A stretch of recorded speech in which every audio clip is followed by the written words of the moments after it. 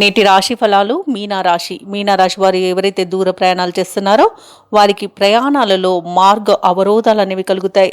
అలాగే వాహన ప్రమాద సూచనలు కనబడుతున్నవి కాబట్టి కాస్త జాగ్రత్త వహించండి. ప్రయాణాలను వాయిదా వేసుకోండి లేదా తగిన జాగ్రత్తలు తీసుకోవడం అనేది చెప్పుకోదగ్గ సూచన. ఇక ఆర్థిక వ్యవహారాలలో తొందరపాటు నిర్ణయాలు ఈరోజు మీకు మంచివి కావు. ఊహించిన విధంగా ఖర్చులు అధికమవుతాయి కాబట్టి కొంత పొదుపు చేయడం ద్వారా ఈ సమస్య నుండి మీరు బయటపడవచ్చు. ఇక ఇంటా బయట ఈరోజు కుంభరాశి వారు అప్రమత్తంగా వ్యవహరించాల్సి ఉంటుంది. వృత్తి ఉద్యోగాలలో ఎవరైతే ఉన్నారో వారు ఉద్యోగాలలో స్థానచలనాల వలన ఇబ్బందులను ఎదుర్కొంటారు. ఇక ఈరోజు మొత్తంగా చూసుకుంటే మీనరాశి వారు వివాదాలకు దూరంగా ఉండడం మంచి చేస్తుంది. ఇక ఈరోజు అనేకమైన సమస్యల వలయంలో చిక్కుకొని మీనరాశి వారు చాలా ఇబ్బందులు పడతారు. మధ్యవర్తిత్వం చేయకండి. అలాగే ఆర్థిక విషయాలలో అప్రమత్తంగా ఉండండి. డబ్బులు ఇవ్వడం కానివ్వండి, తీసుకోవడం కానివ్వండి చేయకండి. అలాగే షేర్ మార్కెట్లలో పెట్టుబడులు ఎవరైతే పెట్టాలనుకుంటున్నారో ఈరోజు పెట్టకండి.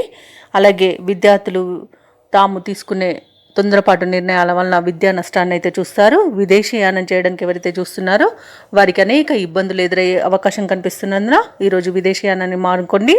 అలాగే ఈరోజు వ్యాపారస్తులు ముఖ్యంగా భాగస్వామ్య వ్యాపారం చేస్తున్న వారికి వివాదాలు కలిగే అవకాశం ఉంది.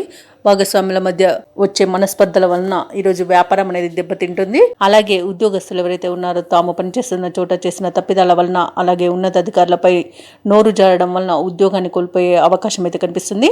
ఇక ప్రైవేట్ రంగ సంస్థలలో పనిచేస్తున్న ఉద్యోగులు ఎవరైతే ఉన్నారో ఈరోజు ఉద్యోగం మారాలనుకుంటే మాత్రం మీకు నష్టం కలుగుతుంది. ఉద్యోగాన్ని కోల్పోయే అవకాశం అధికంగా కనిపిస్తుంది కాబట్టి ఈరోజు ఉద్యోగం మార్పుకుని వాయిదా వేసుకోండి.